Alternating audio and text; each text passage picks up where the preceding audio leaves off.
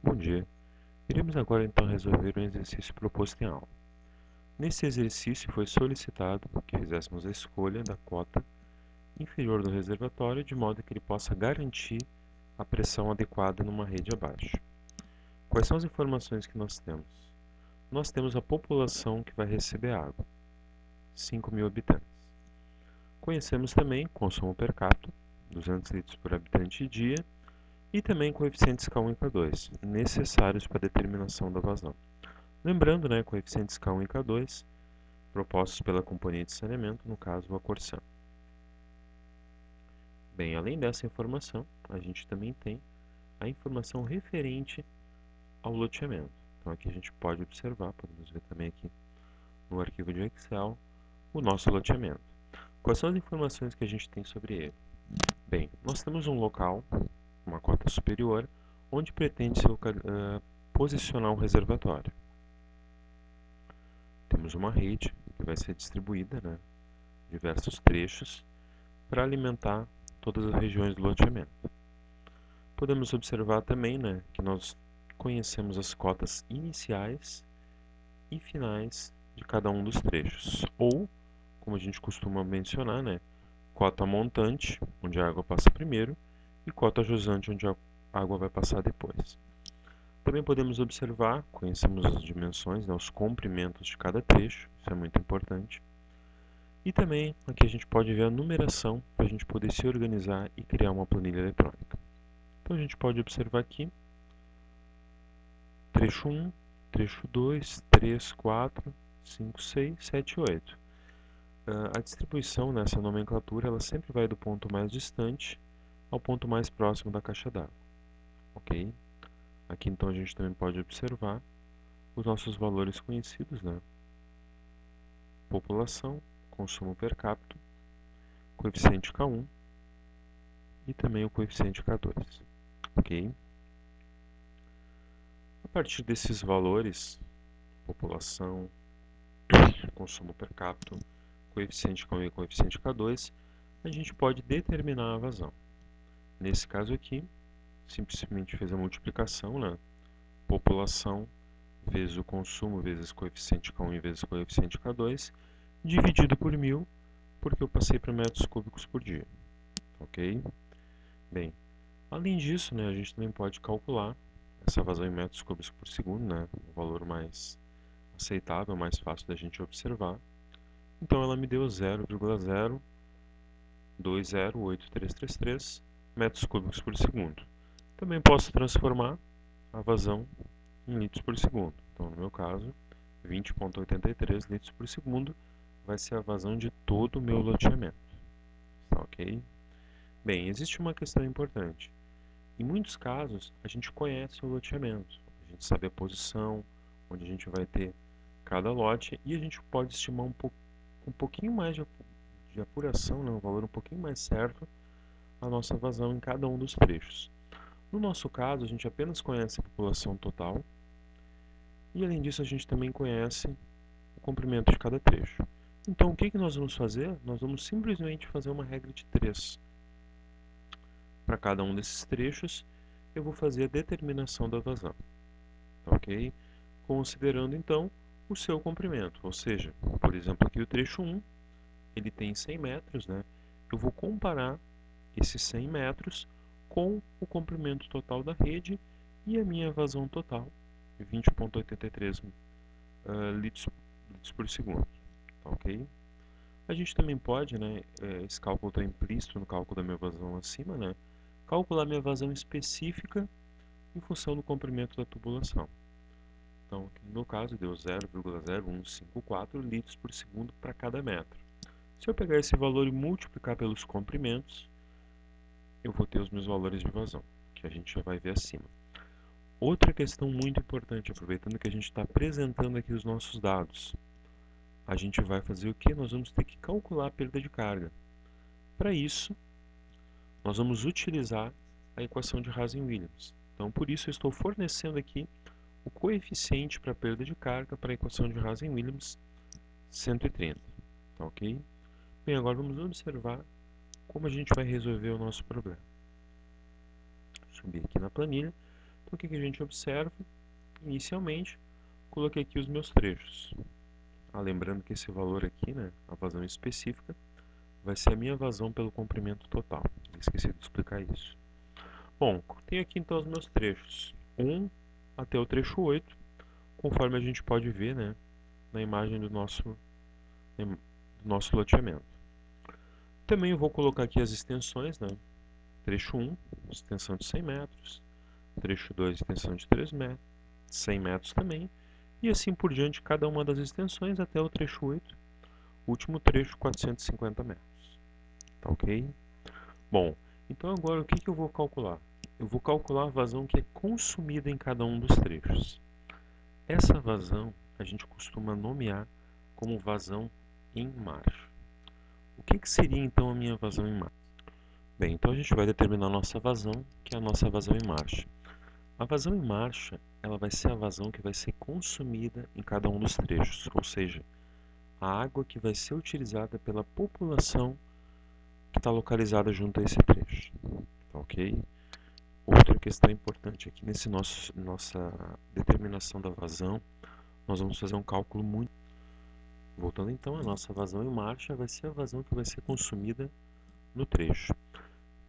Nós vamos considerar então dessa maneira que nesse trecho 1, por exemplo, o trecho 1, tem 100 metros de comprimento e existem residências localizadas dos dois lados e nós teremos um consumo de água. Esse consumo, né, relação entre 100 e o comprimento total da rede, que é 1.350 metros, vai ser meu consumo de água. Tá ok? Essa vazão a gente vai chamar a vazão em marcha. Como que a gente vai determinar esse valor da vazão em marcha? Bom, vai ser simplesmente uma regra de 3. 100 está para x, que é a vazão que a gente não conhece, assim como 1.350 está para 20,83 litros por segundo. Então a gente vai fazer o quê? Vai pegar esse valor de 100 e vai te multiplicar pela relação, que é do 20,83 dividido pelo 1.350, que foi o valor da vazão específica que nós calculamos previamente. Então, vai me dar o valor de 1,543 litros por segundo. Esse mesmo cálculo eu vou repetir para todos os demais valores e dessa maneira eu vou ter as vazões em marcha para cada um dos pontos, para cada um dos trechos. Ok? Bem, conheço agora qual vai ser a vazão consumida em cada um dos trechos. Conhecendo essa vazão consumida, eu vou determinar o quê? Qual vai ser a vazão verdadeira que vai passar por ali? Poxa, mas como assim? Essa vazão que a gente determinou não é uma vazão verdadeira, ela é uma vazão errada, uma vazão mentirosa? Não, de maneira nenhuma. Ela é uma vazão, só que ela é uma vazão do que é utilizado naquele trecho. Tá ok? Mas como assim? Bem, vamos pegar, por exemplo, o trecho 2, que é um trecho bastante simples e vai ficar fácil da gente compreender. O que a gente pode observar aqui no trecho 2? Bem, no trecho 2, ele tem o mesmo comprimento do trecho 1, tá ok? E esse trecho 2, ele também vai abastecer, então, residências dos dois lados. Então, minha vazão seria a mesma do trecho 1? Não, por uma razão. O trecho 2 está abastecendo o trecho 1. Por isso, a vazão que vai passar para ele é a vazão que vai ser consumida no trecho pelos habitantes que estão nos dois lados e também a vazão que vai alimentar o trecho 1. Tá ok? Então a gente pode observar que a gente tem alguns trechos que não alimentam os demais, 1, 3, 5 e 6, e a gente tem outros trechos, 2, 4, 7 e 8, que além de abastecerem a sua região, também vão abastecer os demais. Tá ok? Então, precisamos fazer essa diferenciação. Bem, por que isso vai ser tão importante? Porque agora nós vamos ter que chegar no nosso valor de vazão verdadeira, que ela é conhecida como vazão fictícia. Já vamos falar sobre ela. Bem, ela é o nosso valor final, mas a gente precisa entender como a gente chegou nesse valor. Para entender como a gente vai chegar nesse valor, nós vamos precisar conhecer outros dois valores de vazão. A vazão a jusante e também a vazão a montante. O que seria então minha vazão a jusante e a vazão a montante? Bom, vamos pegar um trecho qualquer, por exemplo, trecho 1 novamente. A gente vai ter um ponto onde a água passa primeiro, e o segundo onde ela passa depois. Ok? Então, eu vou ter a minha vazão a montante e a minha vazão a montante. A minha vazão fictícia, né, vai ser simplesmente a média desses dois valores, vazão a montante e vazão a jusante. Bem, então eu vou fazer a média do início e do final. Exatamente. Por que a gente utiliza um valor médio? Por uma razão muito simples. Nós precisamos calcular a perda de carga. E essa perda de carga vai ter um valor variável. Por quê? Porque minha vazão vai se modificar dentro da tubulação. Tá ok? Já que nós vamos ter uma modificação da vazão dentro da tubulação, o mais correto vai ser utilizar o valor médio. Tá ok? Bom, então vamos ver como a gente vai determinar as vazões a montante e a vazão a jusante. Bem, vamos pegar novamente o trecho 1. Nós temos então uma vazão no início e uma vazão no final. Vamos inicialmente pensar na vazão no início. Bom, qual é a vazão que tem que entrar nesse trecho 1 para a gente poder distribuir a vazão em todo esse trecho? Bom, tem que ser a vazão em marcha. Sim, porque a vazão simplesmente vai ser distribuída em todos os trechos. Então a gente pode observar que a vazão a montante é idêntica à vazão em marcha. Ok? Então, mesmo valor. Bem, tá, e a vazão no final da rede? Bem, a gente pode imaginar o seguinte, entrou aqui 1.543 e essa vazão começou a ser utilizada. Quando ele vai passando, né, as pessoas vão retirando os dois lados da vazão e vai diminuindo esse valor. Até ele chegar num valor muito próximo a zero ou igual a zero no final da rede. Por quê? Porque ela não precisa abastecer mais nenhuma rede. Então, por simplificação, né, a gente costuma considerar que no final da rede a nossa vazão é igual a zero. Ok? Então, minha vazão a jusante, zero. Então, quer dizer que todos os trechos que não tiver alimentando uma segunda rede, uma rede posterior, vai ser zero? Sim. Trecho 1, trecho 3, trecho 5 e trecho 6. Nesses trechos, a minha vazão a jusante vai ser igual a zero. Ok? Então, conheço agora a vazão a jusante nesses trechos. Ok? Outra questão que a gente também pode observar nesses trechos, 1, 3, 5 e 6, é que a minha vazão a montante, né, no início do trecho, vai ser igual à vazão em marcha. Então, trecho 3, trecho 5 e trecho 6, vou ter a vazão igual à vazão em marcha. Ok? Então, eu tenho aqui a minha vazão em marcha. Poderíamos já calcular a vazão fictícia, mas vamos determinar todas as vazões. Ok? Bom, então temos as nossas vazões a jusante e a montante em cada um dos trechos. Ok? Trecho 1, trecho 3, 5 e 6. Vamos para os demais. Trecho 2. Qual vai ser a minha vazão a montante do trecho 2? Bem, a minha vazão a montante do trecho 2 vai ser a vazão do trecho 2 mais a vazão para o trecho 1. Então, a gente simplesmente poderia, para a vazão a montante do trecho 2, somar as duas vazões. Então, a vazão em marcha do trecho 2 mais a vazão em marcha do trecho 1. Então, a gente tem aqui 1.5433 mais 1.5433, que vai me dar 3,086. Então, eu conheço também a vazão a montante do trecho 2. E qual seria a vazão a jusante do trecho 2? Bem, a vazão do trecho 2, a jusante, né, ela é a vazão que vai alimentar o trecho 1, ou seja, a vazão a montante do trecho 1. O que a gente observou aqui? Vazão a montante do trecho 1, 1.543. Exatamente este valor aqui. Ok? Então, conhecemos agora a vazão montante do trecho 2, conhecemos a vazão a jusante do trecho 2, podemos calcular a nossa vazão fictícia. Ok? Temos aqui, né, então, o nosso valor de vazão a montante. Bem, esse mesmo raciocínio pode ser feito para o trecho 4, para o trecho 7 e para o trecho 8. Observamos aqui, então, só algumas diferenças, né? O trecho 7 está abastecendo esses dois trechos, então a vazão jusante vai ser a soma dos 5 da vazão montante do trecho 5 e da vazão montante do trecho 6, ok? Outra maneira da gente imaginar é simplesmente fazendo um somatório de vazões. A gente pode adotar, por exemplo, o que entra como positivo e o que sai como negativo.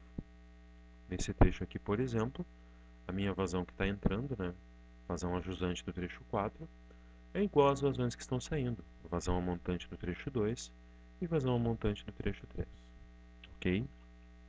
Então, dessa maneira, a gente vai determinar as vazões montantes de todos os trechos para a gente poder calcular a nossa vazão fictícia, ok? Então, podemos dar aqui como calculadas as nossas vazões a montante.